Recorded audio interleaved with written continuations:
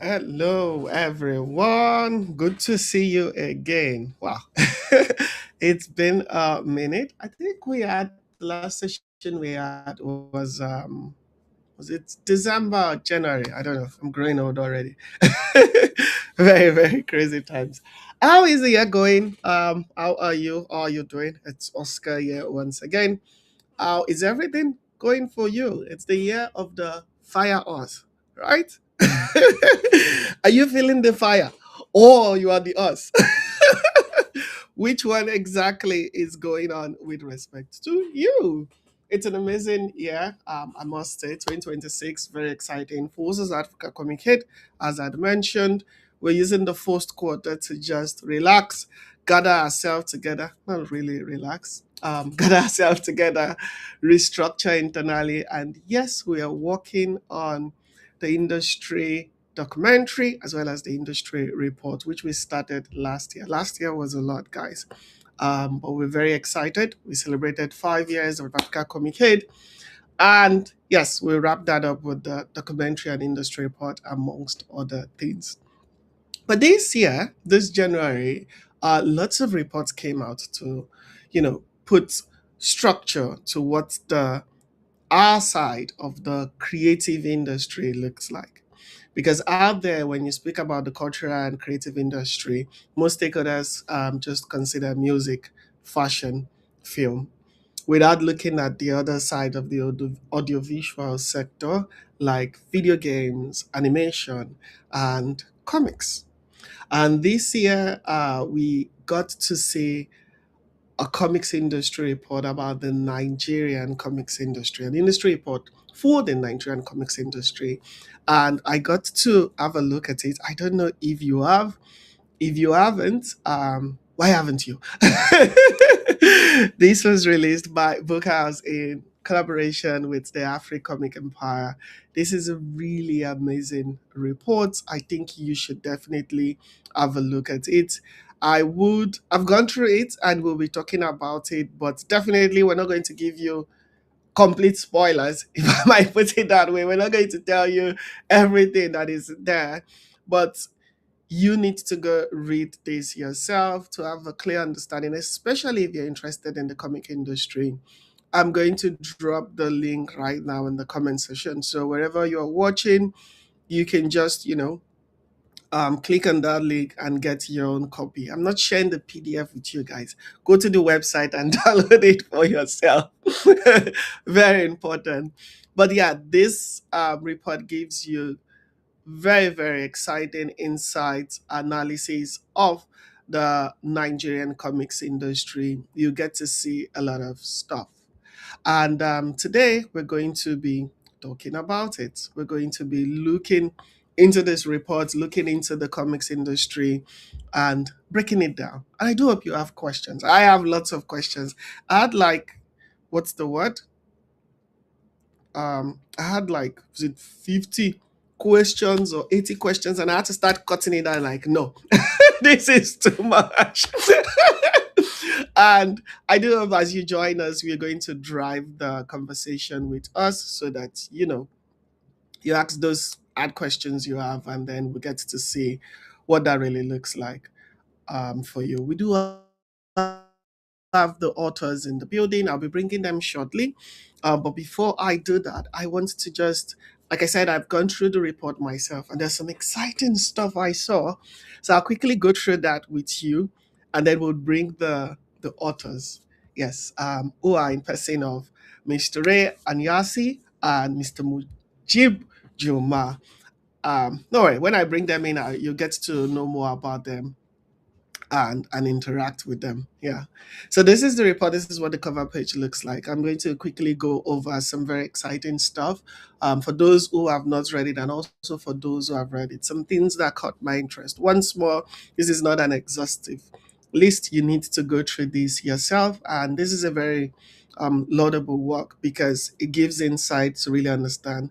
And for myself, I was able to identify some opportunities outside the ones that are listed in this report. So, the report starts with a clear overview, like giving you an history of what the comics industry in Nigeria looked like, how it started, And I think this timeline goes back to the 1930s, which is really amazing to see. I know that for the publication Captain Africa, which felt like the rise of superhero comics on the African continent, a documentary by, is it TNT Africa? I can't remember right now. Was done last year, where they spoke with lots of comic creators across the continent, looking at how Africa represents its own superheroes. So it's really exciting to see this captured as well, seeing that way back as 1980s, people were actually writing comics, and that's really cool. And of course, you go down to the 2000s where we have Super Strikers. I think that's the, if I'm not wrong, that is the most popular comic book by Africans for Africans of all time. Yeah, that is something you don't have to ask someone, do you know this? Most people during this era, not the Gen Zs, we millennials, we boomers, okay, I'm not a boomer, but we millennials, almost everyone knew this. And this was because of their innovative approach and also the genre where they focused on sports. And then you now have the 2010s where you now have the rise of this modern day powerhouses like Comic Republic, Spoof, and all. More details in the report. This is just an overview to just, warm you up. And I love that they did a kind of market analysis and comparison, looking at comics starting in the United States in the 1930s. That's really awesome. Then you look at it starting in Japan as well. And then for Nigeria, we're just starting like the 1980s, which is really cool. Say Ukebe Super. The exciting thing is I always had Ikebe Super, but I saw it more from a from a perspective of like maybe comedy or a movie or drama. I didn't really realize that Wale Adenuga Productions actually had this like a comic, and this is the beauty of the report. You get to learn so much that you thought you knew, and of course you then move on to like the Indomitables and the likes. Yeah. Okay, moving on. Let me see. Let me just expand this a little so you get to see what I'm showing you very clearly. Yeah. Then, obviously, as you know, one big issue we have in our creative industry in Nigeria and I think Africa, but Nigeria especially, is that lack of structure. This is a recurring theme when you go across board. Games, music, you see everybody complaining because the formal loop, you have the ISBN number, retailer. In Nigeria comic industry, I don't think that is, as you can see. Yeah, you just have to figure out your way. That lack of structure um, in our ecosystem, it allows just a few people to survive, a few people with the resources and the network to survive while keeping the others in the dark. And it's a shame that this same lack of structure as seen in games, as seen in music, as complained about in film, even if film seems to be, doing a lot of stuff, is also apparent in the comic industry. And the purpose of reports like this is once you identify all these things, that you can then, come up with actionable plans to tackle this. Then you have the market analysis. I don't know about these numbers though. I'm very wary about numbers, even though I use them. When you say, oh, because if you look out there right now, the games industry is about $2.1 billion. The Nigerian, was it Nigerian or African? I think the African games industry right now is worth $2.1 billion, right? And I'm like, okay, where is that money?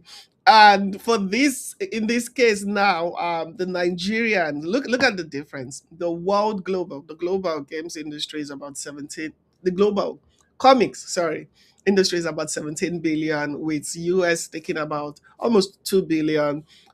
Japan, which is a very interesting insight, the market for comics, that's I believe the manga side, is way higher. It's like it's more than times two, right? This is almost $5 billion. Wow, that's amazing.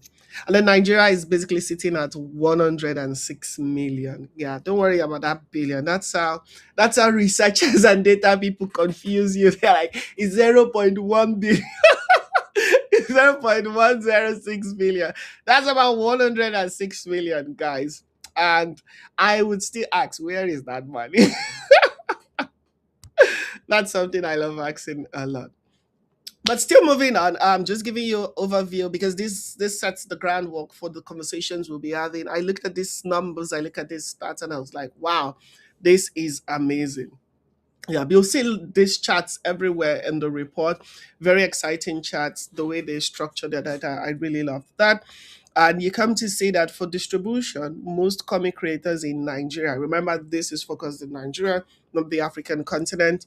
I do see similar trends though and similar themes, but yeah, this is mainly for Nigeria. You see, we have the physical and local method of distribution. So that's going to events, convention, things like that. You have the third party platforms, digital platforms like Global Comics, Webtoon, and Seller. Across this report, you come to see some of the platforms that are really at the forefront of pushing comics distribution, which is cool. And then some companies move on to create their own proprietary platforms like Comic Republic, Unique, and Zebra Comics. Zebra Comics is a comic studio based in Cameroon. So I don't know how it's slot into here, but yeah, it's really one of the big powerhouses across the continent. So that's cool to see.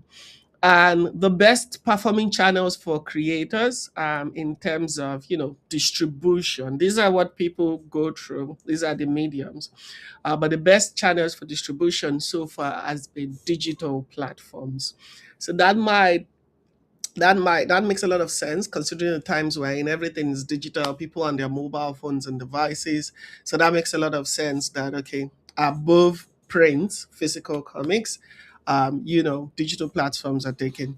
However, one very exciting thing I got from when they did this research with the creators in Nigeria, whilst the digital platforms is how they promote their comics, a bulk of them actually make money from commissioned work. Yeah. So that means getting gigs, getting jobs to work on is actually how it works. And that's like 32.1%. All right.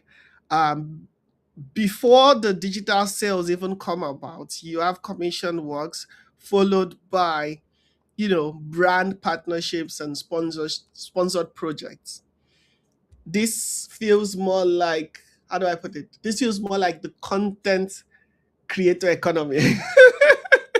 Yeah, this gave the vibes of the content creator economy because you're looking at commissioned work, you're looking at brand partnerships as a means of making revenue before you then come out to print sales. But it gets more interesting. Of course, they also did a research with the people that read comics, like where do you find your comics?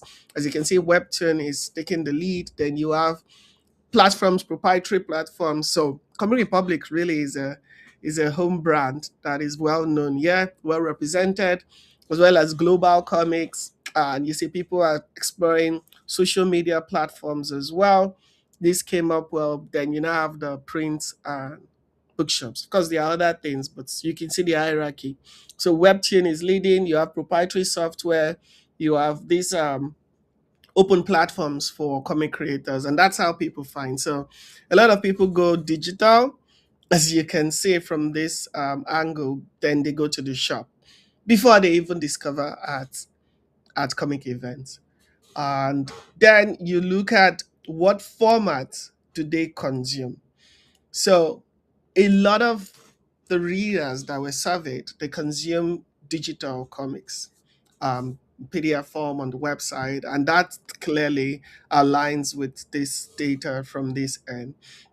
So a lot of them consume digital comics before going to print, bookstores, and the likes, and that's cool. And I saw this interesting angle here, motion comics, which I do think it's something that has not been explored. Perhaps I will speak with the speakers. Yeah, speak with the speakers. Very interesting. Choice of words. I would have a discussion on these because when you go to YouTube, say for example, the manga, the what's this one? Solo leveling, for example. When season one came out, I went to YouTube to try and say, oh, there's a manga for this. How do I learn more before season two comes out or so? And I was able to excitingly find motion comics there where I can just sit down and watch the entire story. And I don't see a lot of people doing that here on the continent. And I think we're missing out on that. That could be another revenue source. Moving on, we're getting to the end of this quickly. So no worries. Don't mind my talking. I'm just bringing everyone to speed. And these guys, the readers, the consumers of Nigerian comics in Nigeria, this is the genre they are very interested in. No brainer, you see your action, you see adventure, you see superhero fantasy. Yeah, the normal things, young. This is giving a lot of, male dominated audience, kinda. But even the female ones, if you look at the anime conventions happening, you see they also follow that these trends, and that's exciting to see. I see romance here as well, not as high as the others. And this was also interesting to see because I know, for example, if you look at Zebra Comics in Cameroon, they also create a lot of romance themed content. So it's interesting to see there's an audience for that as well. People reading that, that's cool. And they complain, the readers complain that comics are hard to find and they are not marketed enough. This is a big issue for them. Though, seeing that there are already platforms where they can get these, one might wonder why. But what was very exciting for me from this is, with all their complaints, I'm not judging, with all their complaints, this is how much they are willing to spend, right? This is how much they spend on average in terms of comics. So this is something that in the games industry we always discuss, and even in animation as well, but more in the games industry. Should you create games for, the locality, your close environment? Should you create games for Africa? Should you create games for Nigeria? Because everybody is going to tell you, oh, the African storytelling, the cultural storytelling. But this is what a large majority of the people surveyed are spending. 31.6% spending under 1,000 naira. Under 1,000 naira, right? The next big bulk is 26.3% spending between 1,000 to 3,000 naira. And when you look at the consistency of this is not monthly, right? This, a large majority of people, if you look at it, are spending a few times a year. To make it worse, the next big percentage of the pie is rarely. Like, I don't know if you can say that, rarely. So this is a big issue. They want comics. We have what they want. They say it's difficult to find, but even if it was easy to find, this is the figure. This is the amount where a large majority where you'll be able to drive sales, 1,000 to 3,000. And this is something I always keep on saying to even creators in all the creative industry, especially. Um, our sector is not seen as a necessity. And when you look at the socioeconomic state of the various nations across the continent, it begs the question, at what point would people be willing to spend on entertainment consistently on the continent, especially in some of these key nations where there are a lot of issues? This is important. It's important if you're entering this industry for you to know where is your market, how will you make money. And on the creator side, when you look at this, they have challenges. Distribution is a big issue that feeds into, the previous one, which says comics are not marketed enough. Of course, they're having distribution challenges, but there's a lack of funding, and that's a no-brainer. There's no industry, even outside the creative industry, that would not say they need funding. But of course, the creative industry definitely has a deficit in terms of funding, a strong one. So you see, there's lack of funding, poor marketing reach, that's still distribution. Then you look at printing cost, and this one caught my attention. Low audience spending power, definitely. If the audience were spending, we would not have so much issue with funding because we'll be able to fund the creation with, revenue from production. But we have low audience spending power. and then printing cost. An exciting and amazing thing that I got from this report, amongst many others, is the cost of production for comic. Now, and this is something I hope the authors will get to explain whether this is for print or just for the creation of the comics. But it takes an average of 135,000 naira to create one, and a retail price of about 4,000 naira, right? Which obviously is a struggle because from what you can see in this previous one, most people are only able, a large majority are able to go between 1 to 3 or even under 1,000 naira. And if you want to get your margins back or balanced, you need to spend or you need to sell at around 4,000 naira. This is the comics industry of Nigeria, guys. This is the comics industry of Nigeria, and these are the challenges creators are facing to survive. So, I've done a lot of blowing of grammar. I did not write this stuff. So, let's see how we can get the authors of this on board. Yeah. So, what am I waiting for? Ladies and gentlemen, um, let us welcome on board the two authors. And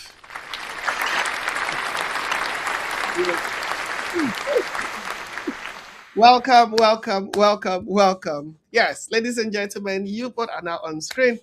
Welcome to this. We have the authors of the Nigerian Comic Industry Report, Mr. Ray Anansi Anyasi, yes, and Mr. Mujid Juma. Hello, can you see me? You're live. You're on screen right now.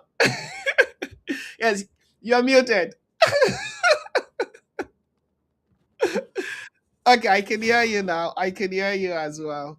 Awesome. Awesome. Thank you very much for having us.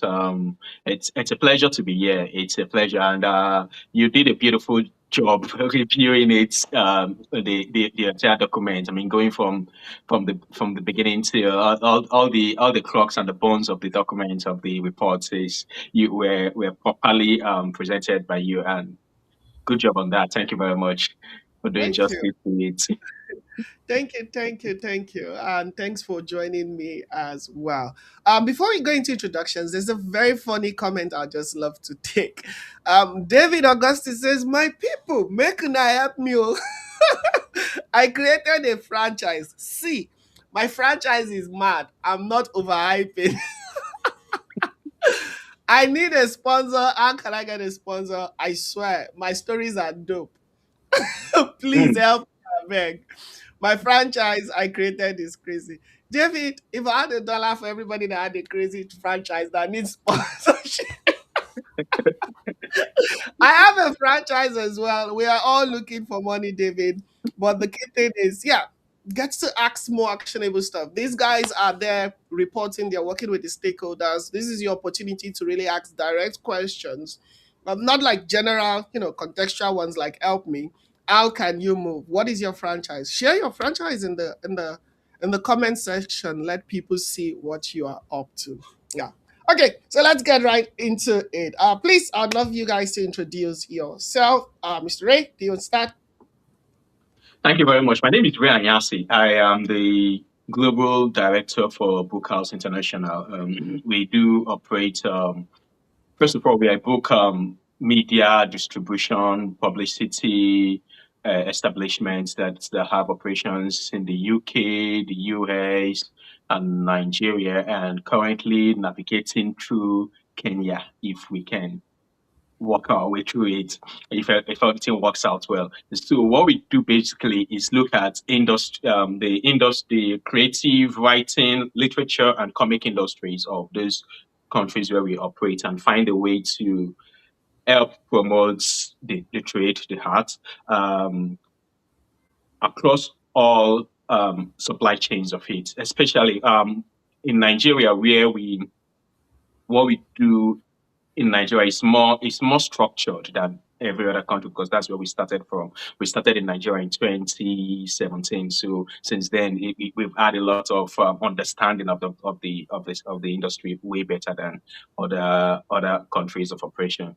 And then And because in the Nigerian sector has a bigger need than in the UK, for instance, a lot of things with setting up in Nigeria, things that already exist in the UK. So there is no need for us to invent the wheel. So we just jump on what's happening and move on with the tide. But in Nigeria, we find that everything we want to establish has to be created by us. We need to create it from scratch. So that's why Nigeria seems to be where most of our attention is at the moment. So I'm like, by way of introduction, I'm the global director, I'm the founder, and I've been, I would say, I've been in the global publishing distribution space for the past 15 years.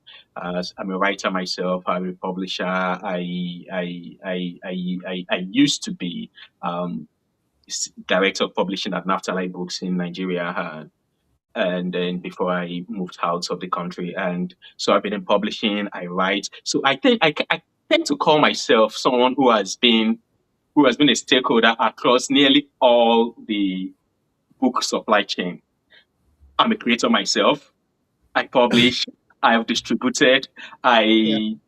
I I market, I do PR, and I'm a consumer as well. So I tend to understand, I wear all the arts, and tend to understand where the pain points are for every point of it. Now, bringing me back to Bookhouse as a company or as an establishment, what we try to do or what I try to bring in with all this my experience in different sectors is to bring it, make it gel together.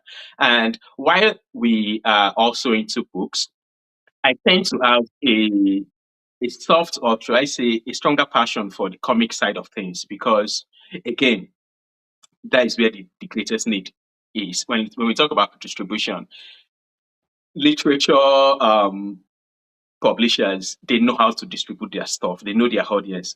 Comic, this comic side of things still struggle with these things, and so I feel like I've always been a person who go where the need is biggest. So yeah, and that's me in a nutshell. That's Bookhouse in a nutshell. So I don't take up all your time. Yeah, no issues at all. That's really exciting. So you've lived different lives across the value chain. Yeah, That's super. That's super. That makes you uniquely advantageous in this sector because you then fully understand what the pain points are across the value chain. And of course, yeah, sadly, yeah, you have to build. How did they say it? There's a post online that says, sadly, in Nigeria, when you're building a startup or a business, you go in with one idea, but then you realize that you have to build 70 that idea to thrive because exactly. we don't have systems, we don't have foundations for people to build upon. So if you want to solve a problem, you have to build that structure yourself, and that is very, very annoying, if I must say. Yeah, Mr. Mujib is back here with us. Happy Ramadan, sir! Thank you so much for joining us. I know you're fasting. Yeah. So would you Yeah, love to introduce yourself? yeah, thank you very much for having me. So I had to go get my glasses so I can look a bit more serious. You So yeah, already. my name is Mujib Juma. I'm a creative designer and visual storyteller for the past 5 to 6 years. I have a background in campus journalism, and my interest in documenting the Nigerian comic book space happened in our second edition, organizing Comic Con Ibadan. So while we had finished the event and we were expecting the media guys to report the event, one of them misrepresented the event as a children themed event. That was where I got to know that there was a publicity image problem within the space. And so I went into Google, typed in comics and animation in Africa, and the results I was getting were very poor results, and I was really disappointed. And thank God that time ChatGPT was already in the market. I decided to go into ChatGPT and just, what does ChatGPT has for me? Just same disappointing stuff. I dug as much as I could. I looked at reports. Africa was barely even mentioned. If they talk about Nigeria, they'll just scream. Like I just knew, okay, yes, let me just do something about it. So that was when I started the African Comics and Cinematic Empire, the ACE for short. So I used my knowledge in campus journalism, then my now profession as a visual storyteller and creative designer to just put something together. It's a data and text heavy stuff to research and try to disseminate to an audience that are image or art heavy. So these are the kind of people that will not necessarily read long form articles. So I just have to find a way to actually present things to them, simultaneously presenting it to an audience that is not really interested in the comic book space. So I just have to figure out everything. And yes, the Ace was born, and then gradually since July 2024, we've been putting out stuff, thinking of what's the next thing to do. And thank God along the way, Mr. Ray came along and just like, let's do an industry report. At that time, I had cold feet. I was like, industry report, who am I? Who am I to write an industry? So I just say, all right, just give me like a blueprint, and it just give me a very small blueprint that I could work with. Just give me a confidence boost. So from there, we published the first report. It was like a rushed kind of thing, but we saw that the community of people within the space welcomed it, and from there, we just kept on building and building. And since then, I've been known as a comic book guy. Everywhere I go, I talk about comics. Yeah, that's me in a nutshell. I really have to commend both of you because the reality is what you're doing is very much important. Sadly, you have to be the one to do it because nobody is coming to save us.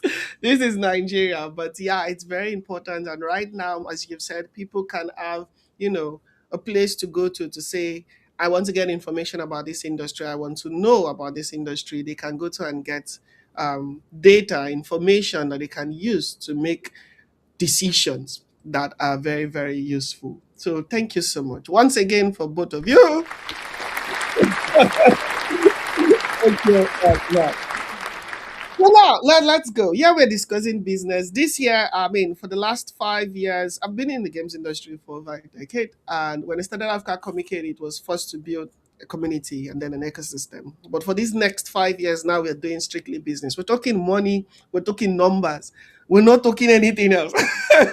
How can we convert this passion to something that is sustainable, to something that can scale? And so my first question to both of you now is compared to markets, there was that, map where you compare the various markets, the Japan, the US and the likes. Compared to this market, where is the Nigerian comics industry right now? Right? Where are we ahead? What do we have that we don't have? If there's anything like that. And then what are the key things that we are missing on? Aside infrastructure, Mr. Ray has already abused us that we don't have structure. We know. It is across board. Yes. I, Anyone? uh, Yeah. let me go first. Mujib can add to it when I say what I think. First to begin with, where we are in the leaderboard, let's call it that. I think when you saw the figures, we are way down in it, um, and that is actually factoring essentially the financial the financial outlook of it. How much is our industry worth on paper? $106 million. And you asked a very important question: where is that money? And it's crucial to ask that question because I too ask myself that question because the it's easy to look at a figure and say this is what it's worth, and then the other side of it is how are we harnessing that worth? Because when you say this is what an industry is worth, what you're saying is this is the value we can by sensible audits assign to it as as different as like IP. You're looking at IP. You are looking at company profiles of the players in the industry. You're looking at contents they've developed. You're looking at the markets they sell to, and those are all you put together to ascertain what an industry is worth. However, a different question is, yes, it's worth $106 million. Who is willing to buy it? Because you can bring out a product and say, hey, I have this book. This book is worth 10,000 naira. If nobody buys it, it's just 10,000 naira that nobody is giving you the money for. And that's where your question of where is the money. So right now, I care, yes, as a matter of statistics, it's important for business strategies and looking into the industry to know what something is worth. But as when you now come into the industry, I have more a deeper care for where that value can be harnessed, where Yeah. it can change hands. Now, so that is I frankly where we are right now in that what system. It's low if you ask me, but I tend to be satisfied with it, given the realities on ground. What Mm. I'm more interested in is how do we harness that worth to make it actual transaction, actual figures, actual GDP figures, because the worth is not GDP. The GDP is actual the value that has been paid for it. So to make it to transcend it from being a worth Data. to Yeah. a data to actual GDP, real GDP impact. Now, and that only happens when there becomes to be consistent transactions happening within the industry, and that is where what we hope the reports can begin to do for the industry. Because before you start doing business, you need to understand what the data is. So we've provided the data. It's my hope that other business people will start coming to bring in the participation they play. Now, to the question of do we have, uh, what do we have that other countries do not have? I Yeah. would say it's general knowledge that skills and talents are universally distributed, right? So while we have a huge number of talented artists, I wouldn't say others don't have it. All over the world, they are talented people. What I would say we have in that regard is the fact that we have people who are willing. We tend to be more willing to do the hard work even when we don't see the money. Because right Hey. now, Hey. everybody, I can tell you for sure that 90 or 95% of artists in Nigeria, yes, they like money, but Yeah. they can't say that they create comics for money because there's no money. There has to be passion. So I think what we have right now is an army of artists who have passion for it, who have the hope that something can come up, even if it's not looking like it right now. Because I speak to a lot of comic creators. Someone like our friend who just sent a message, say, "Help me, I have." And people approach me for that, and I tend to entertain those conversations because on the back end at Bookhouse, we're still looking at how to beginning to sign up artists like that for and their projects for publishing and stuff like that. So when people come up, I tend to come up with those messages. So I tend to engage the conversation to see how serious they are and how serious their work is. And when I have those conversations, one thing I find is that people like that create these things out of passion in the hope that someday it could lead to something. Not that they've seen a publisher, not that they've seen a route towards success. They just create it with the hope. So we have people with passion, we have people with hope that this could work someday. And that is not so common in other parts of the world. Now, to get to what we do not have, and I'm going to really try really hard to not mention structure, like you said.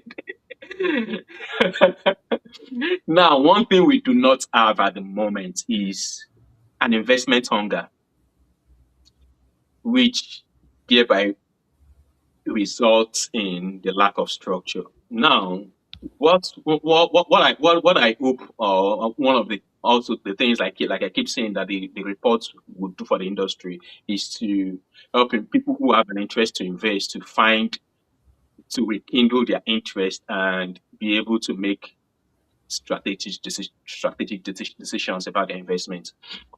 We tend to I've spoken to a lot of investors, people who have cash, who have money to invest in stuff, and who really don't even care what they invest as long as it yields profits. They don't care what it is.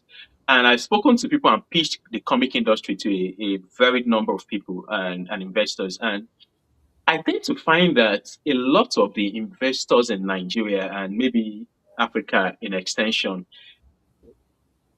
they tend to look for industries or investments that yield very instantly. They tend to look for something that looks tangible, like real estate. If you tell somebody They buy want this to see land, money. yeah, how to see how it's doing, like or start this factory.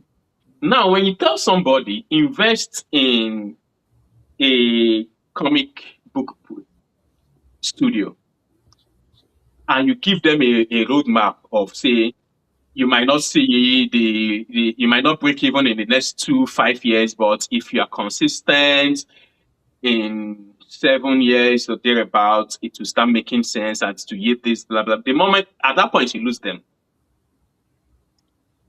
So what we lack right now is an investment hunger in the sector.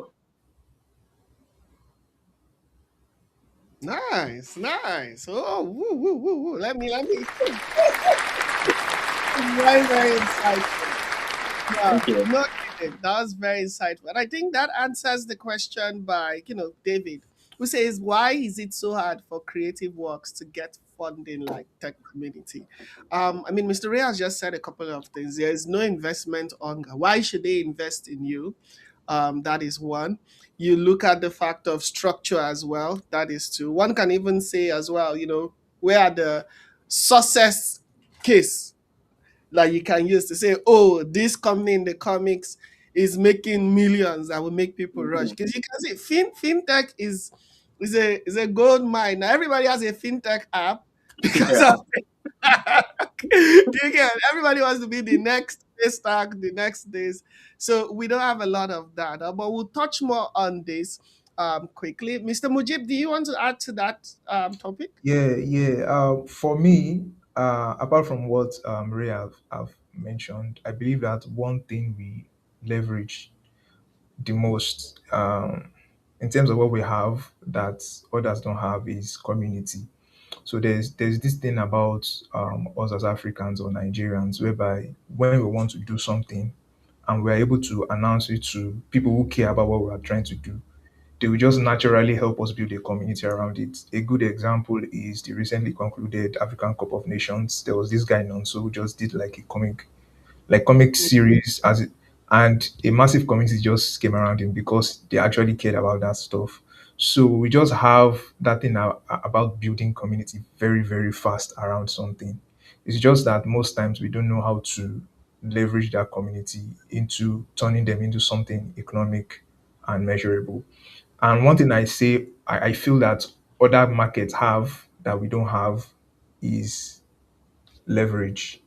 So leverage in terms of they have their structures in terms of maybe their labor groups, maybe their IP laws, maybe their marketing pipelines and all that. So that leverage is what they use in getting our own human resources to Yeah. work on commission for them, right? If we had that leverage, our own groups, our own labor groups can say no, none of our people commissioning for you is going to be paid less than this. So I think that's one of the major things that they have over us. Wow. You guys should go into consultancy if you are not doing it already. Yeah, and key things you mentioned, social capital. That's how we structure it in the games industry. That's what we call. We Nigerians are loud. So we know how to make noise when it's exciting, like, and that's what you call, the community. Once we find something exciting, we know how to make noise about it. The key issue now is, what are people of this generation excited about? And then how can you convert that to actual, as you said, to money? How can you convert that? And then you also mentioned economic power, and that's another huge leverage. Looking at one, even the exchange, right? If you want to buy a US comic, you spend so much. It's like pressure. Yeah. If you want to hire a US based artist, a Nigerian artist cannot even think about it at this point most of the time. But it's very easy for them because the small money they have is, when converted there, is actually big money for us. And that gives an economic advantage for those outside. And the last thing you said is as well union. I mean, who is speaking about the comics industry to the government? Who is fronting it? What guidelines exist? I like giving that example with respect to the animation industry.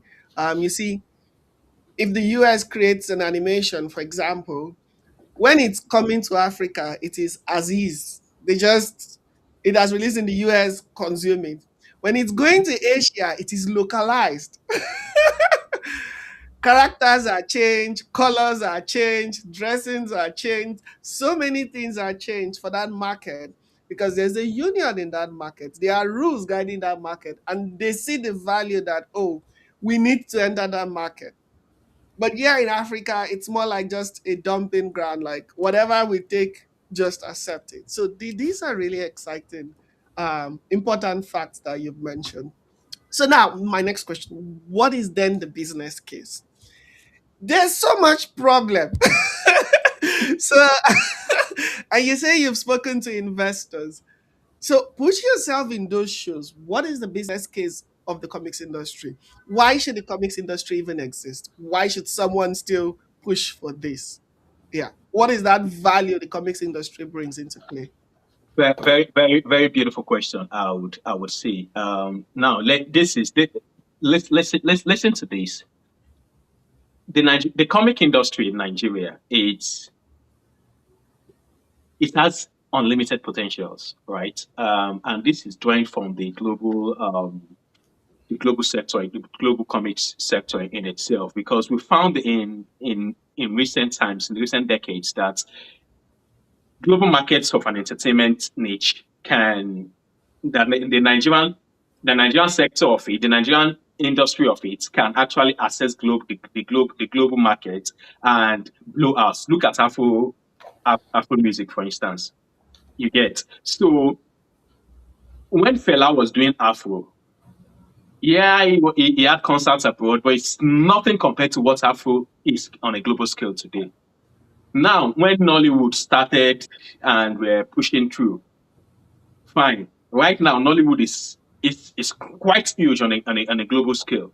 Now, what I'm trying to say is comics can follow that pathway.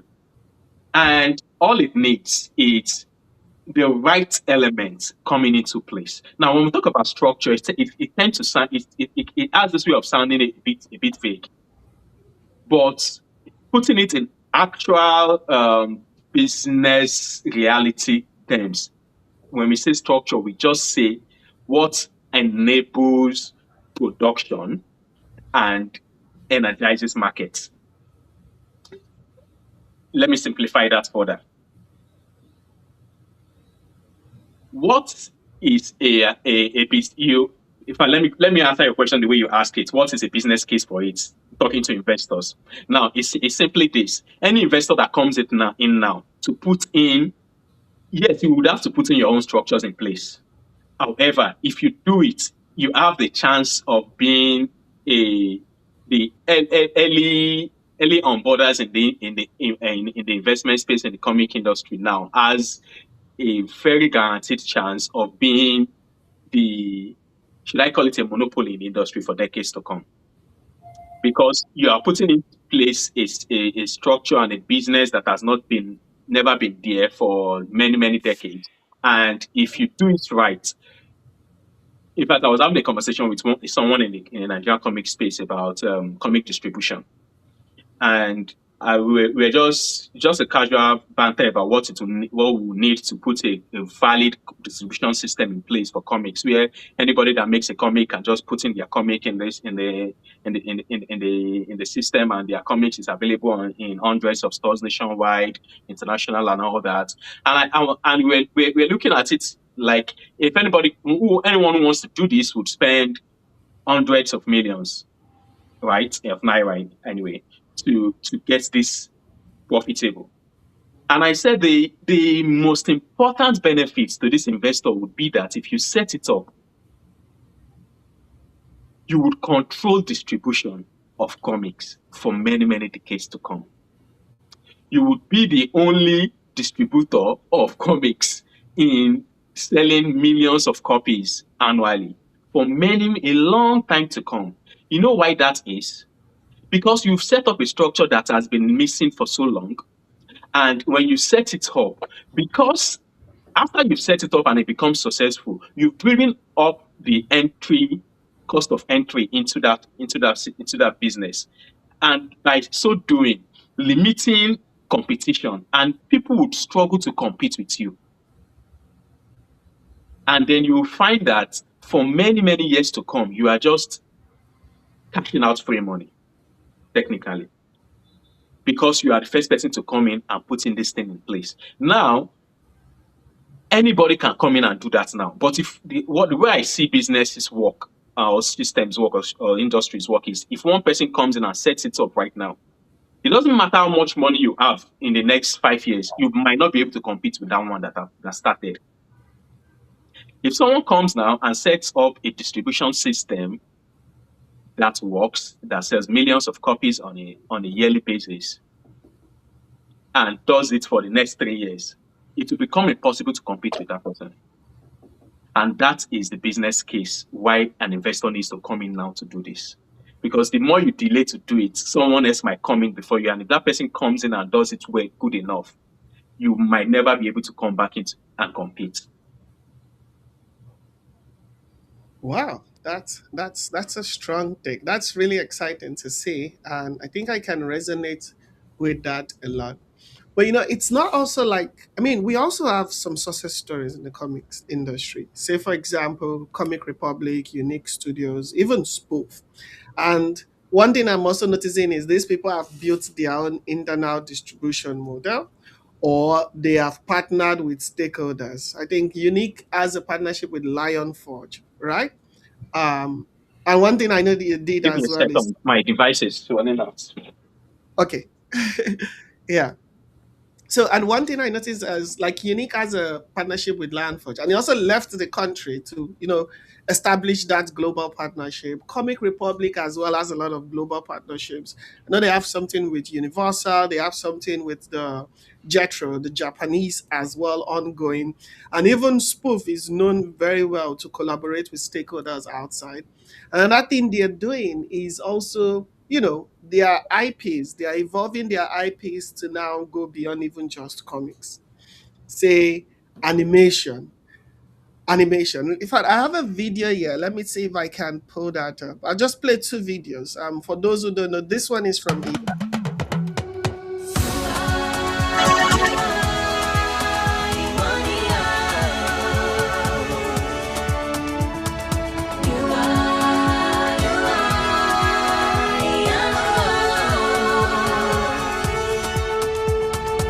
Do you believe in the child of wonder? Do you believe in the child of light? Calling on you, Ianu.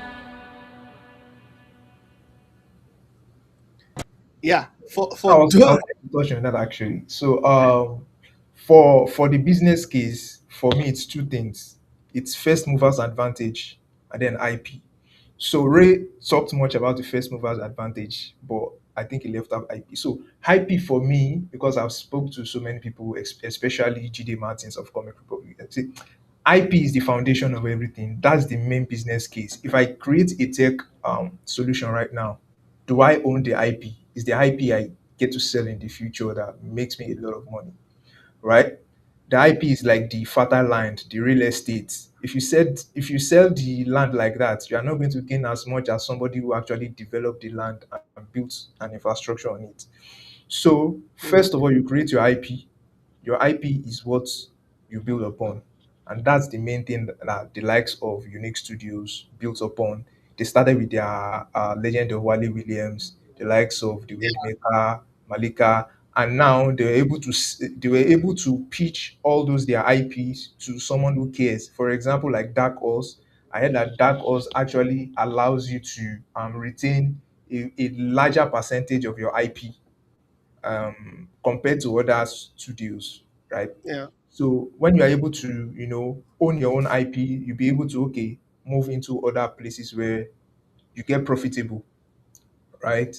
So that's why we have the likes of the animation animated series we have now, their partnership with Lion Forge, yeah, Comic Republic, their Vanguard franchise that they want to launch with another yeah, Universal partners, yeah, things like that. So once you get your IP out there, and thank God for the digital distribution system that you have, where you have to pay close to nothing, the likes of Global Comics and all that, you can quickly get your IP out there. People know that this IP exists. Your community is there. You already build a community that know that yes, and you are able to prove your business case that if your community can buy, how much more others around the world. Now, when I was working on the Nigerian comic, this industry reports, some of the creators I interviewed mentioned the fact that they marketed a lot to Nigerians. They didn't do a single marketing to international readers, and they got close to 80% of international readers over Nigerian readers. Now, if you create an IP that no one knows about, and international readers were willing yeah. to read, were willing to access without you marketing to them. That tells you something about the profitability of that your IP, right? So I've seen something like Wakanda, the latest Wakanda animated series. Yeah. Eyes I of got Wakanda. I got to know that the underlying IP was gotten from a Nigerian who was based there, although you Ah, will never see his face. You will never see his face. that's the Crusaders you're speaking of. I think he came out to clarify some things. Yeah, he clarified it. They didn't steal it. Things like that. That's how valuable IP is. So the business case for the comic book industry is the IP, and the fact that it's the first and the cost-effective way to test anything that works in the market. So you want Yeah. to create an animation, you want to create a game, start with comics. See Comics. if it works as comics, it works on every other level. Yeah, and it's actually even cheaper to create comics than create a game and Exactly.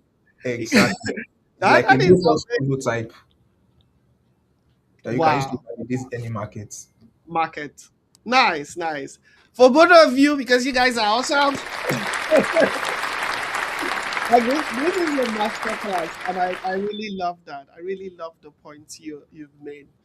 But then there's a big issue. You know me, I like seeing problems before seeing solutions. Anime and manga is taking over the world. In fact, it has taken over the world. And I know even your report you mentioned some comic conventions and the likes. And these days, when I used to go to even Lagos Comic Con back then, the early 2010s, you're seeing a lot of people trying to wear Superman suits, right? People are wearing Superman suits, people are wearing Batman suits, people are wearing Deadpool.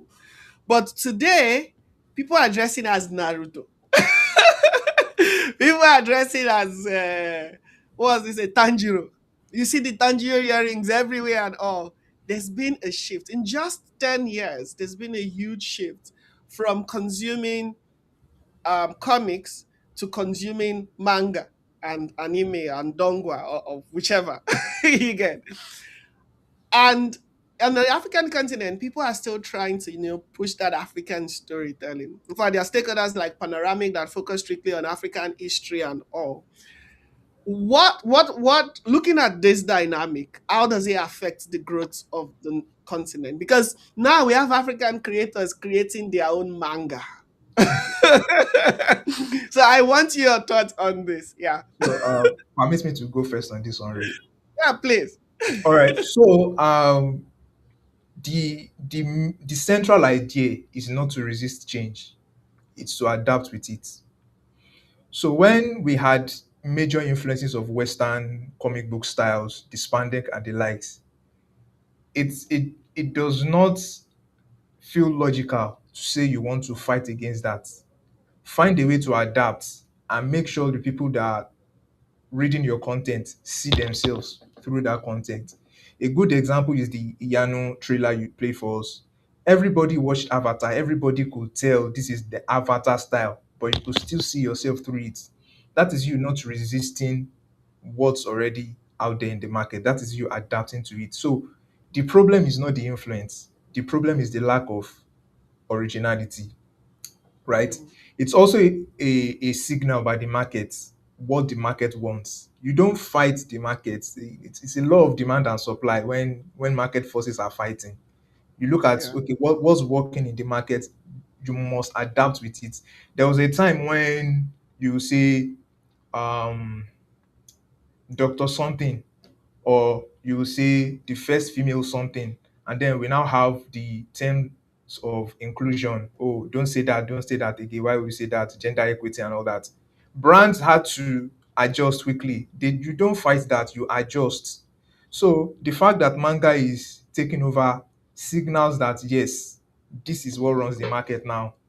Looking at the statistics of the world market, where Japan had more sales, more valuation than the US market, and looking at the fact that that figure was gotten from like people who willingly put out the data, because while I was looking at how they measure sales and all that, I saw that the Japanese guys had something called Oricon, and Oricon is for retailers who were willing to disclose, which means they are Mm, not even able to measure everything. So what we are seeing in that figure is just part of wow. it. So why will I want to fight something where it's showing me that there is money in it? All I need to do is just adapt, make sure your originality comes into it.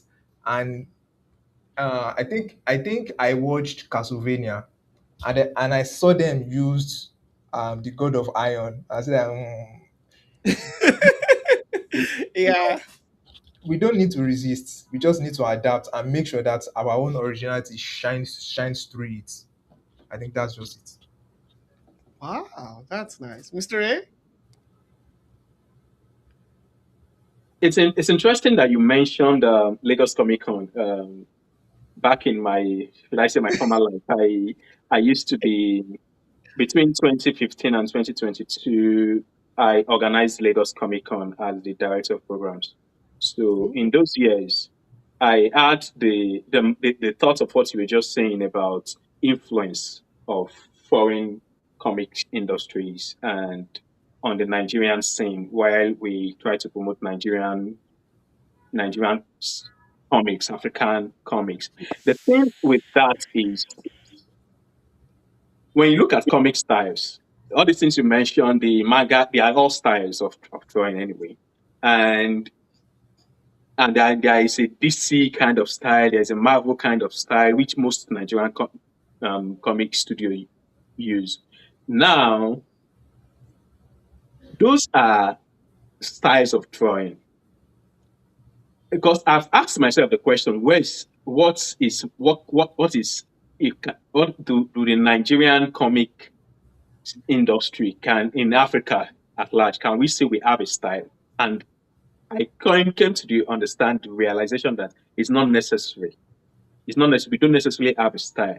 Need to have a style. We just need to. I think the story is what makes our comics African, not the style we present it as. And what we begin to what we need to begin to do is to make our storytelling and our story type begin to make sense and have its own identity in a global market, in a global multitude of different kinds of styles and storytelling. Now, here's what I'm trying to say. Going back to Afrobeat again, Afrobeat was able to find its place in a global music scene because it's unique. It's unique in a Yeah. sense, in the beats, in the production, the way the sounds come. People can identify it and vibe with it. Now, if we want to begin to have a global identity, we need to find a way to tell our stories in a way that makes it African. Now, here's what I'm trying to say.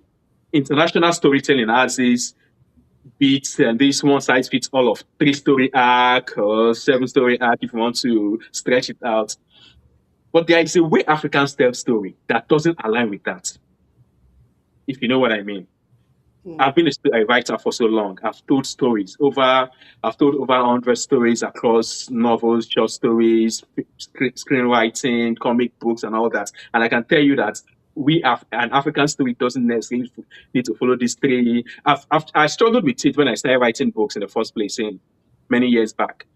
I went to this master class and the guy was talking about three stages, three Yeah. acts, blah, blah, blah, blah, blah. And it wasn't making sense to me. It was later that I realized why it wasn't making sense to me. We Africans don't tell stories like that. We don't tell stories like that. We have a unique way of presenting our stories. And I feel like if we want to get into a global recognition in comics, we need in our comics, we need to start telling stories the way the richness and diverse trinklets of story pieces that we there's a way we throw out characters and then we put them back together in mid story and then we resolve it and then end it again with a lesson. Something like the Things Fall Apart style of telling story, the Mm. Chinua Achebe style of telling story, the Florian Wapa style of telling story, the Olawutimi style of this. That's something uniquely African in that style. If we bring it into comics, we might be able to see African comic books begin to have that global fame like a Things Fall Apart had in literature. Because it will be uniquely different in the way stories are told. And it will be easily identifiable as an African or Nigerian comic book style.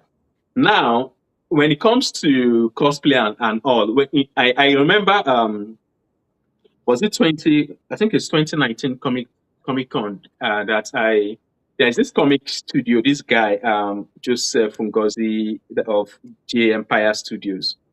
He had this comic book he released that year and it's called, I think it's Amadio or something like that. And he was telling me about how he wants to make costumes for his team to cosplay as his character. And that's really excited me. Like I wanted the way because every other person coming for the cosplay because we had a form where we say fill to participate in the cosplay, and when you fill the form, you state the character you're cosplaying as. Each time I look at the back end of the form, I'm seeing people saying I'm coming as Superman, Spider-Man, this, blah blah blah, all foreign characters. And then I found this guy.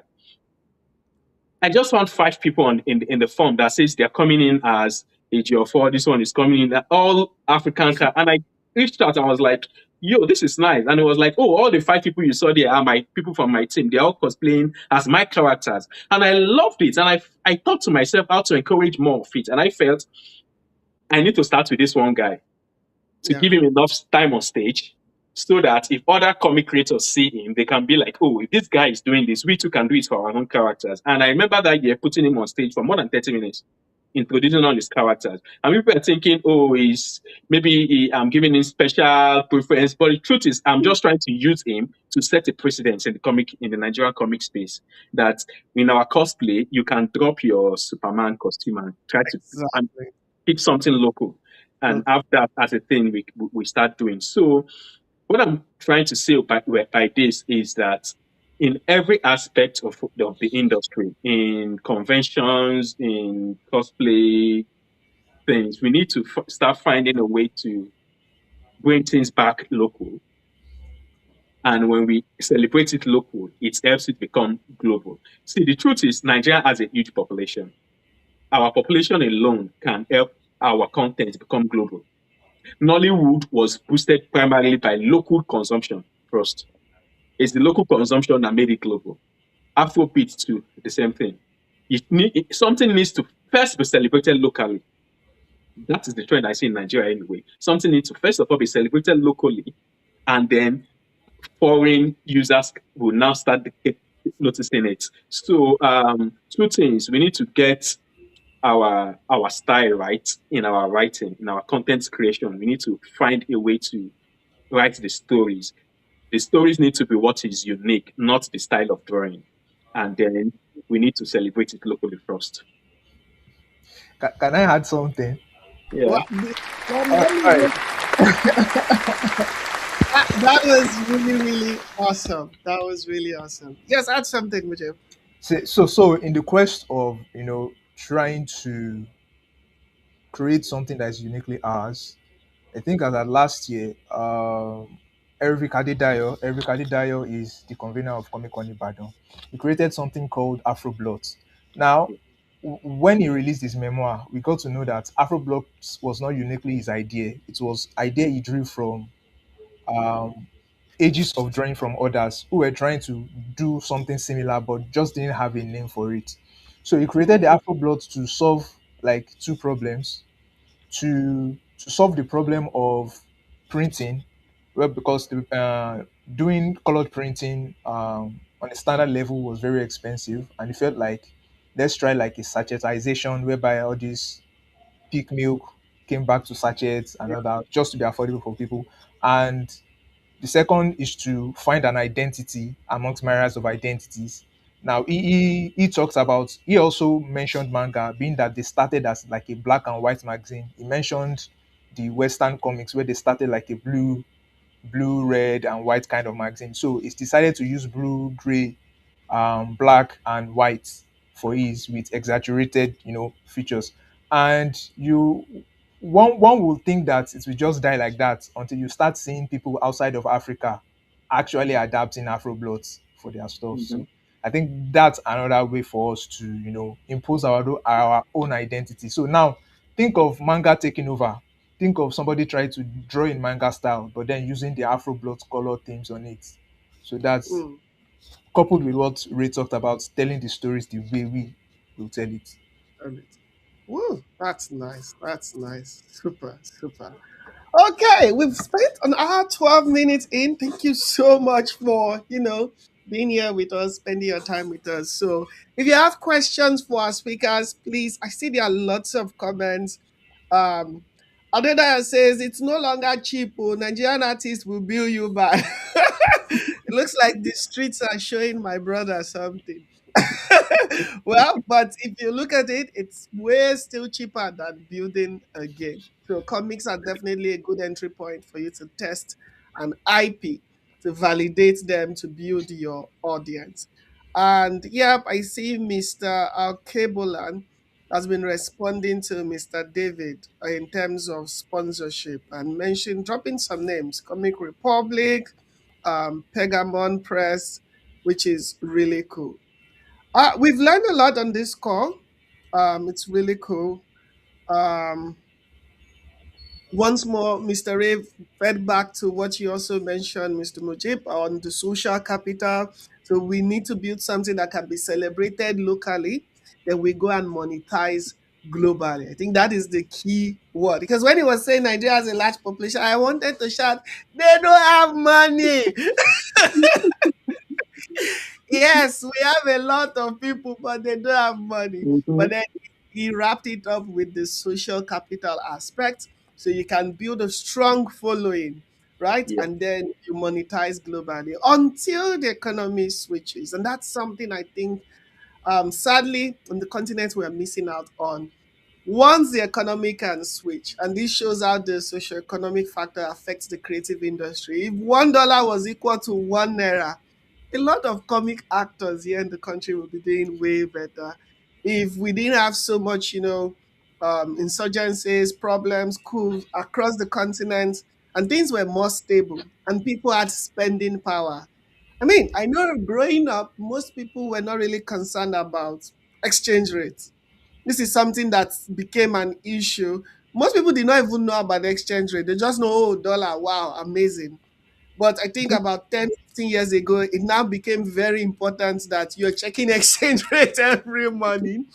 And with social media, our life now, we started comparing it with people in different regions completely, creating a huge imbalance for us. But that's cool. I think things are really getting good. We'll take one question, then I think we'll move towards wrapping up. Thank you so much for spending time. This is from David. And he says, if you had good IP and good stories, but struggled, what did I say struggled? Struggled with consistency, what system would you put in place first? Who wants to go? Okay. I don't know if David is asking this question from the perspective of the creator himself or the publisher. I can only answer from the position of a publisher if and what I tend to put in place to either mitigate against inconsistency from creators. I'll give you a story. Last year, because right now I'm just going to give this as a little hint.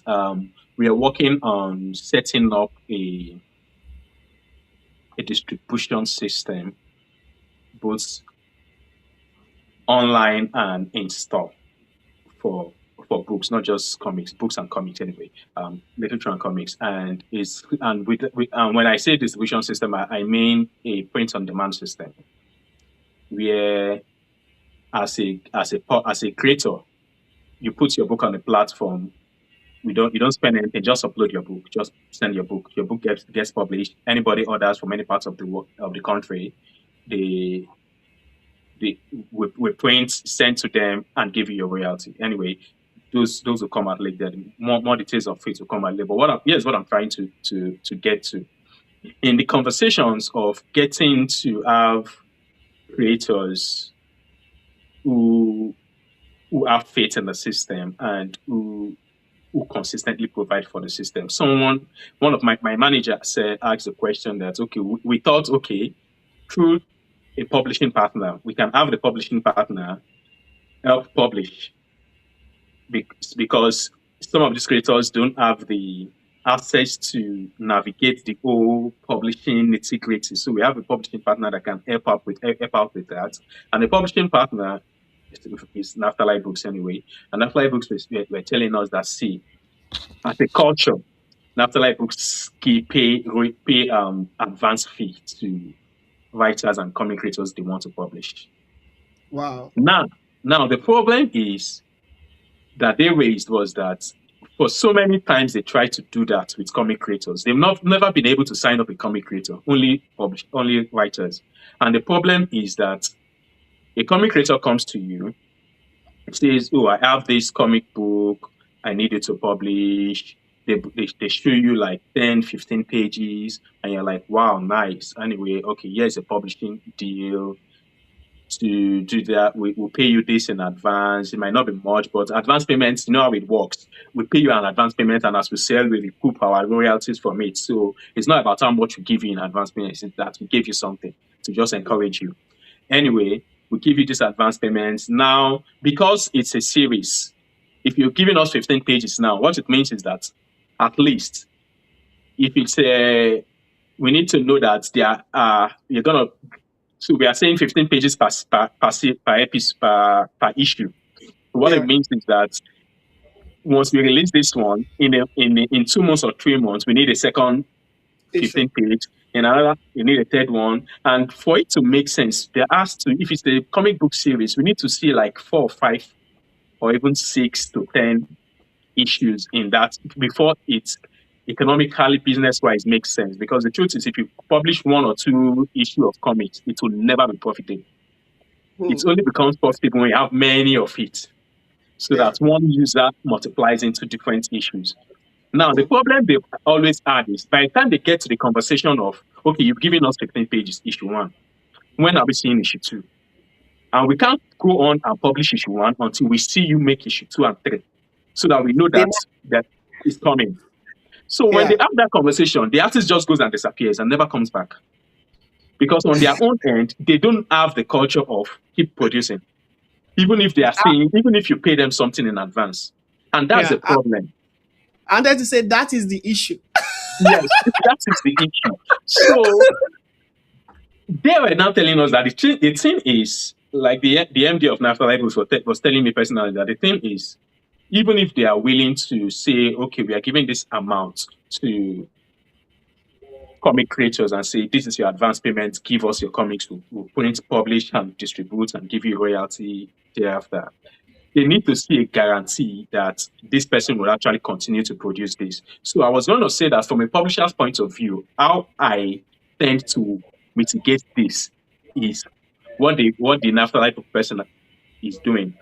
Do not agree to do the first one until the creator have shown you at least three issues done, Mm, so that you know that there is a pipeline of it coming after you do the first one.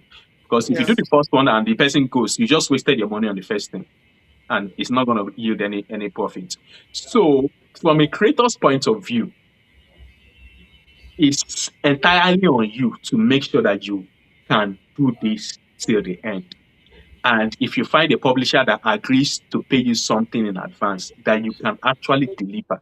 So, what I would say is, David, if you're asking this because as a creator yourself, I would say don't approach a publisher unless you know that this your franchise you have done, you have actually done like three issues worth. Or if you have actually finished the story itself, finish it, write through everything, keep it and find it. Because in that, if you see, there are a lot of, I know a bunch of publishers, and even locally, that if you take a completed series to, they will be more interested to have that conversation with you. But if you just draw one cover page and draw one page and start telling them, oh, I have a franchise, it's not a franchise. You just draw one page of comic. You don't have a franchise. I'm sorry. You have a franchise when you have drawn a bulk of it and you are just looking for someone to present it to the public. Nice, nice. Thank you so much for that.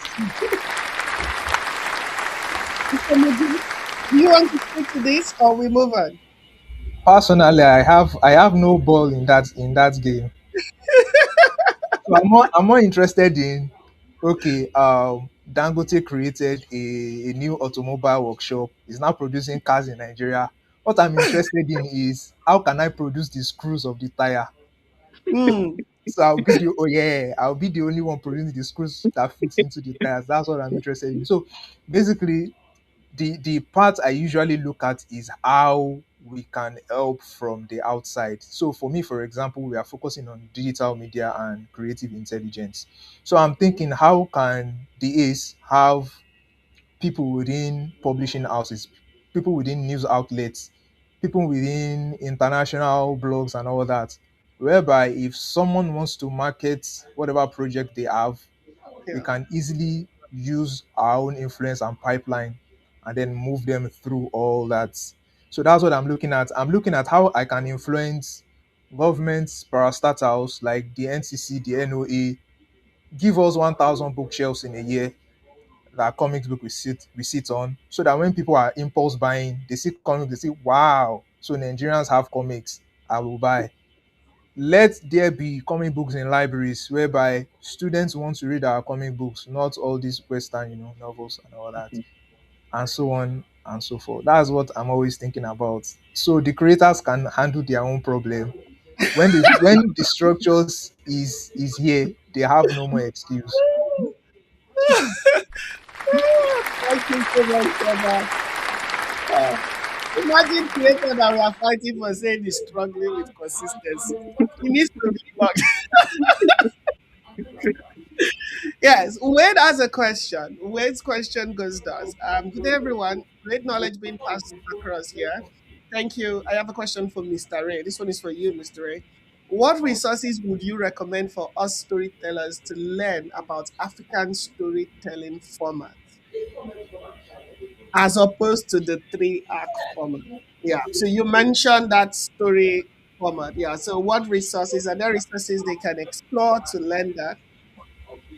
I honestly don't know if I can refer you to any resources about that, because the truth is people don't write about it. Like for instance, if you want to learn the three arc story format, then there are hundreds of videos on YouTube.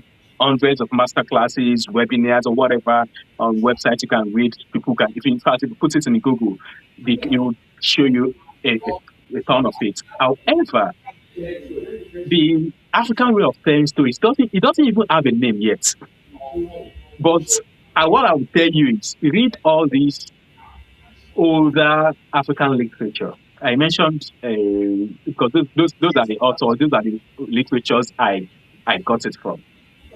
I read a lot of old and not modern day African literature, old ones like the Things Fall Apart, like the Ipu, Florian Wapma's Ipu, Elechi Amadi's The Concubine, Olaru Timi's plays.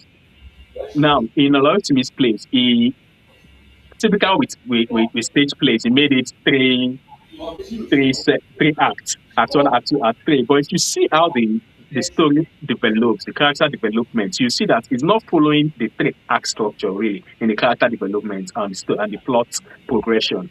Is it follows this way of introduce a bunch of characters, converge it around one or two major characters, then spreads the plot wide and blows the plot wide open in the middle, converge it in the resolution, and the resolution is not so tight as the Hollywood kind of conflict resolution climax tight. It's not very, very tight. It leaves some open-endedness. And then the very last of African storytelling is a morale. Like we do in all those fire moon those African Yeah. compounds out in the moonlight story where they tell you a story and they tell you the moral. Usually, Africans, those stories I'm talking about, usually end with you learning the importance of this story. Like things fall apart when it ended. There is this sense, there is this last combination of the scene Achebe did where he actually gave you an understanding of what the story is about, that this is Africa's response to Yeah. colonialism. This is the original African man's response to it as as an African community. Now, Mm. that helped the Western readers of Things Fall Apart to place it in their literature culture because they could see how it ended and why of what the major moral of this is in it. See in the West when you release a book, the reviews are a big deal. Reviewers, when they review a book, they try to find out to talk about what a book is about. That ending of Things Fall Apart helped reviewers all over the West in America, in Europe, in Britain, to help put it in a space in its own space. I think Chimamanda did something similar to that in Popular Biscuits, not necessarily half of a yellow song, but in Popular Biscuits, she did something close to what a Chinua Achebe would do in the storytelling arc. What I'm just trying to say is that there are no actual literature out there that teaches it all because it's not even a thing. It doesn't have a name. I mentioned it because it's something I've looked through over the years. I've read those things and I found out that literatures written like that tend to have a stronger identity among Western readers because it's different. They might not know why it's different, but it comes out, it plays out differently than what they're used to, and they loved it. So that's what I'm just saying. I will have said something, but I'm not really deep into that. I'm just interested in turning the spotlight into everything you guys are doing. So you know, yes, something's happening in the digital world. Nice, nice. That's super. Yeah. So I think that's cool. So go read your old literatures. Wait, go read, go back, read. As a writer, as a creator, you need to also be a reader. You need to explore various works. And maybe you might even come up with your own unique way of Yeah, writing. yeah, That would really be awesome. The key thing there is there are various ways to succeed and stand out. As Mujib said, if you see something trending, why fight it? You can flow with it and swim fast and be at the forefront. And if you have the energy and resources, you can bring something unique and fight it and go the other way, and everybody follows you. There is definitely no one path to it, but you need to clearly know what you want to do, and of course, do it very well with all your heart. Yes, yes, Ray. Yeah, I just want to throw in something for Wade and in there of something of my own works that you can see that happen. First of all, Stories of Foodie. I wrote Stories of Foodie as a novel series. Then I created comic series for it. If you can lay your hands on Stories of Foodie as a book, the book more I suggest the book because the comic doesn't hasn't it's just at the ending, just a few issues available. But the book one of the novel shows the entire plotting system. You would see you will see that play out in series of Woody. Also, and for comics, I created a comics for Peda Studio. It's called Aloc. Aloc has three issues out, and that story plotting style I mentioned is also what I used in creating our Lucy for Better Studios. So yeah, those are two of my own books. You can see that style. Nice. What did you call it? Alusi. I'll Yes, try it. Alusi. Yeah, yes. Alusi. ALUSI. Yes. Okay. Super. Found it. Dropping it in the comment section. Okay. Yeah. Yeah, we verify. We don't do like federal government. So I've dropped Alice there. You can explore that um, on the website. You can get a copy and then, what you do. Yes.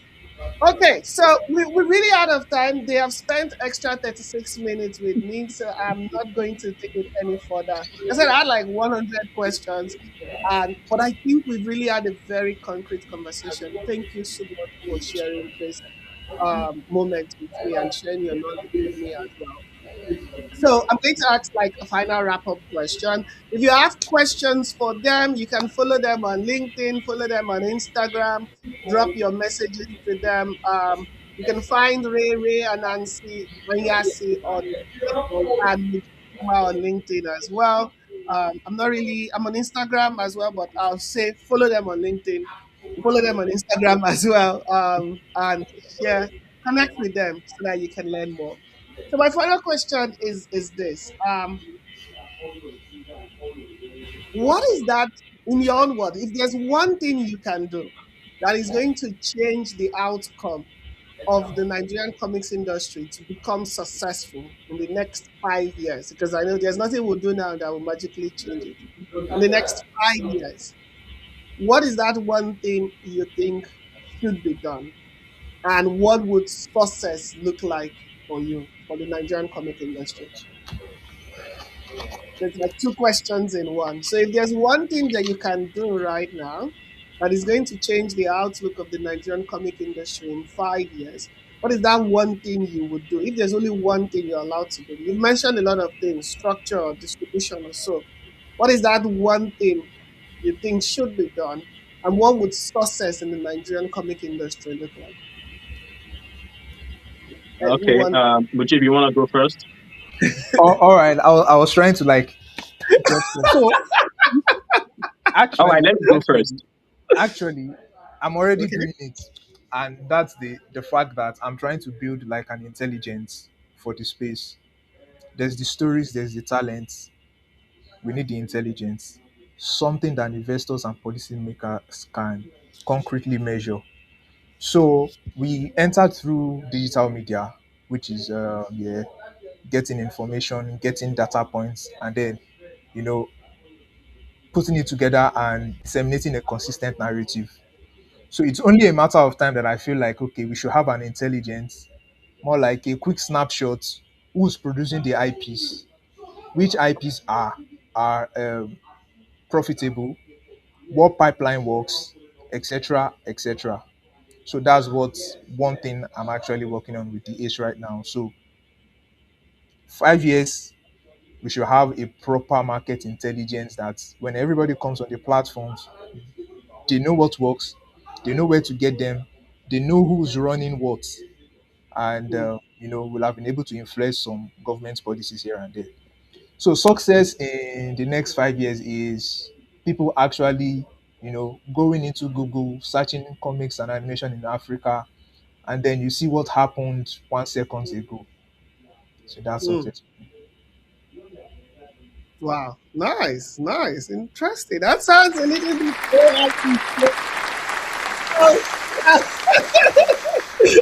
well, that's good. Ray, what would you say?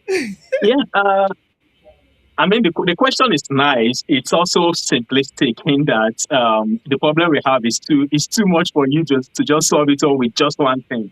You understand? But I'm going to say this, going back to where we all started this session on the industry report. And I'll tell you how the industry report came to be from my vision.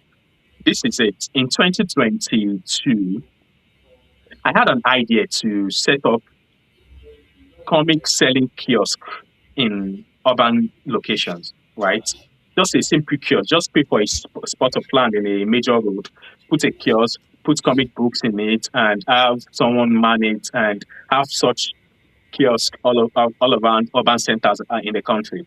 Now, I've always have this gift of when I go to an investor and present all the business I've run, I go to an investor and say, this is what I want to do. I tend to have people drop money in my lap, just do it because they have faith in what I'm doing. And I guess why that also works is that I'm quite a sincere person with people's money and with plans. I don't build castles in the air. So when I had this plan, I really believed it would work. So I went to a few friends and investors and say, this is what I want to do. This is the projection, and this is the least money I think it will start with. And a number of people, just three people, dropped 68 million naira in my account and said, do it. We have faith in what you just explained. Now, here's the kicker. I went back and said, okay, now I have the money in my hand. And that's not 68 million aside from my own investment in it. So I said, okay, I have this money. I want to do this. I need concrete evidence that this will work before I start putting these people's money into this thing. I started looking for data. I started looking for information. And what I did was, in all my research, just like Mujib said, to Google, do everything, ask people, no data was trustworthy enough or even comprehensive enough to tell me that this would work. So what I did was, I returned the money to the investors and just gave an excuse and said, we are not ready to start this now. Whenever we get there, I'll come back to you. And they appreciated it because some people take your money and just squander it and start telling you stories. Where I was like, after doing proper research, I found that there are some things that are still missing that will take some years for me to get to where I need this money. So, yes, your money back. Thank you very much. I go back to the drawing board. Now, what I did was I took a very small part of my own money and said, if I can't have the data, why can't I test it out and see if it works? And I actually did set up 5 kiosks in Lagos. Trust me, in the next 3 months, all of those things collapsed for different reasons. First of all, employee reason, the Omonile landlord of that space reason came up with their own madness, the kiosk view that different things were just going on. And I realized that we do not have data that supports things, because those things that were coming up were things that if I had seen it in some reports of watch out for this thing, this could happen, that could happen, I would have factored all those things. Now, those problems on their own individual, they are not enough to crash a business if you see it coming. But they all coming together with that, and when they all come together that way, they are not problems I could solve on the go. There are problems you could foresee and say, okay, how do I mitigate this when it happens? How do I mitigate? And then when you start, if you plan about it before you start. When I saw that, this all problems just keep cropping up from different corners, and I never saw most of them come in, I just shut down the whole store and was like, we don't have the foreknowledge to do this. And I asked myself, now, if I shut down a system because I lack the important foreknowledge of it, that means that's a problem in itself to solve. How do I solve it? So I thought an industry report annually can help, where someone looks at the industry and see what is happening and what problems there is and documents it. So I reached out to Muji because I saw what he was doing already. And I was like, this guy has the intellectual pathway towards what this, and I said, you can do it. I see what you're doing already. You can do a report. Let's work together on it. That was where it started. So what I was going to say about if I had a an opportunity to do just one major thing to solve the problem. I'll go back to setting up distribution stores, whether in kiosk or whatever, but Yeah, with much knowledge now, and yeah, have at least 200 locations nationwide. And success to me would be that if I see young, talented comic creators from all over the country able to, on their own, without having big budgets, just go. All you know, what you can do as a person with your skill is I can draw comics and I can write stories. And you take your time, take a year or two to draw good comics and write a good story, just one comic book series, and they on their own without having the capital can approach a publisher and say, this is my comic book. I publisher it and be like, this is fantastic, this will sell. And there is a ready pipeline where the publisher can just say, point it, take to this place, and this push it out there, and the comic sales. And this young man that just, or this young lady that just spent a good time of her skill and talent and time to create this gets paid. That will be success for me.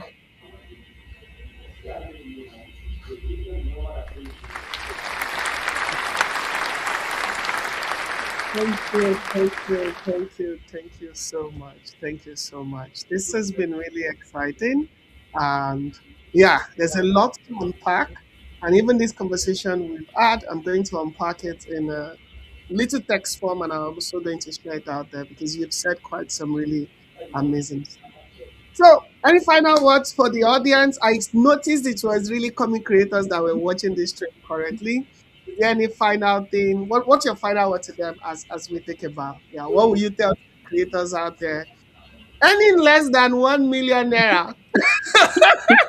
You guys should really go and check the report. Struggling, but still driven by passion, creating comics, going for events that sometimes you don't even make sales that cover the cost and all. What do you have to tell them? Yeah. What I would have to say is keep believing. I've been around in this industry enough to know that the trend of what's going on now is we are going up.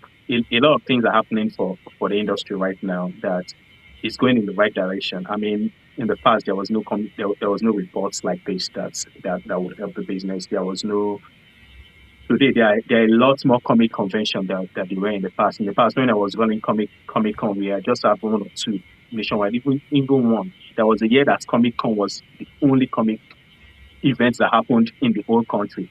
Yeah, and but today, every now and then you scroll through Instagram, you see somebody's doing the Comic Con in Abuja, in Ibadan, in Port Harcourt, in Enugu, you know. So what I can tell you is that things are looking up. Do not give up. This is the time to double down on what you're doing. Go back, create better stories, draw better art, keep talking about it, and in a matter of months, in a matter of years, you would see that the industry has changed a lot. A lot. Now, problem no they while I know they finish like they say. But what I can promise you is that a lot of the problems we are identifying today might not exist in the next 2 years. I can assure you that.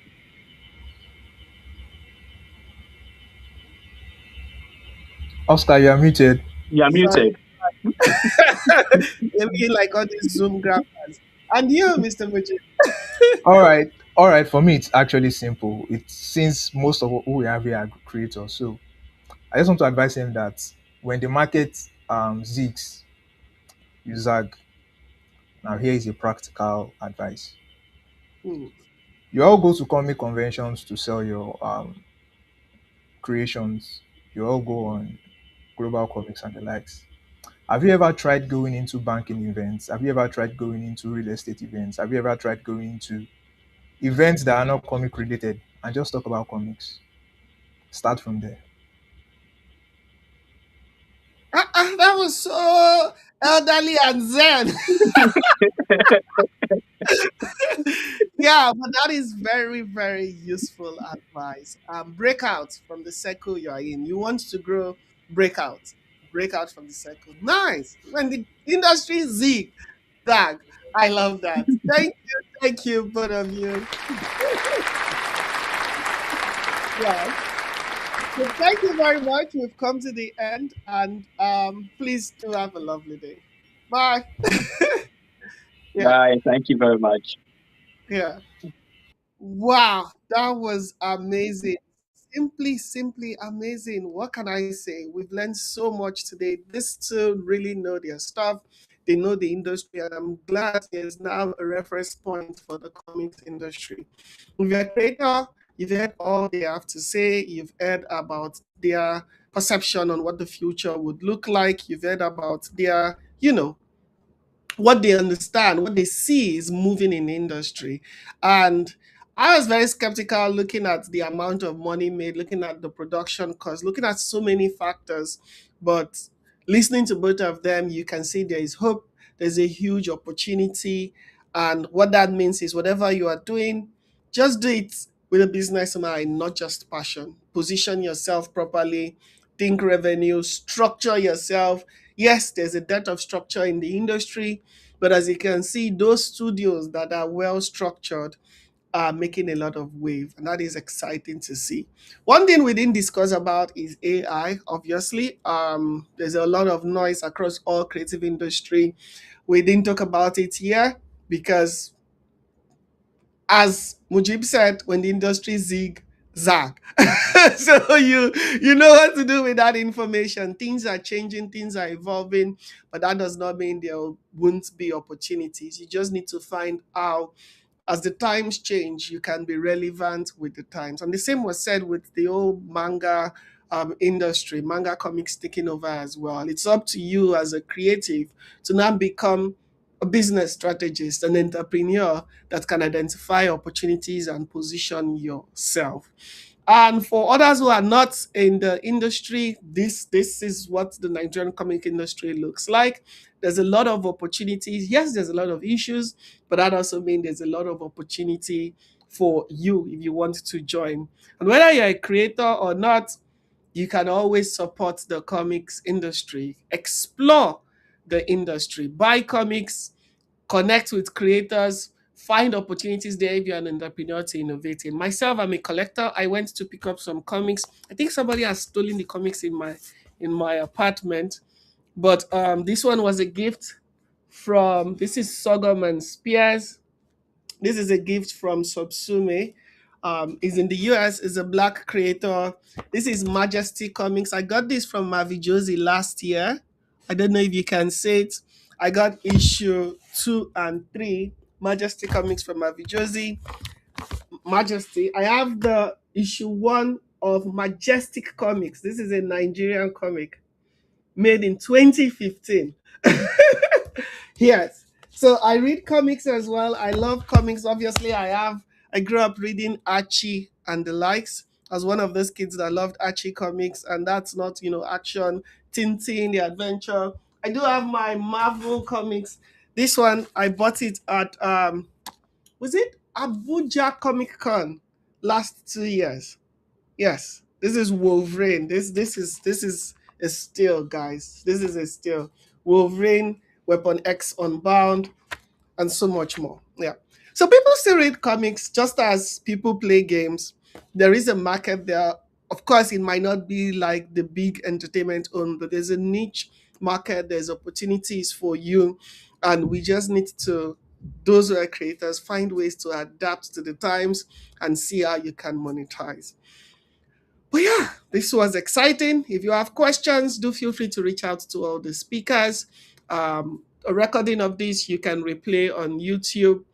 And yeah, if you have ideas as well you want to explore, feel free to reach out to the speakers. Feel free to reach out to us. No one can do this alone, and it's good to see that that missing gap is being created by the creators of today. Thank you, everyone. Have a lovely weekend. Bye.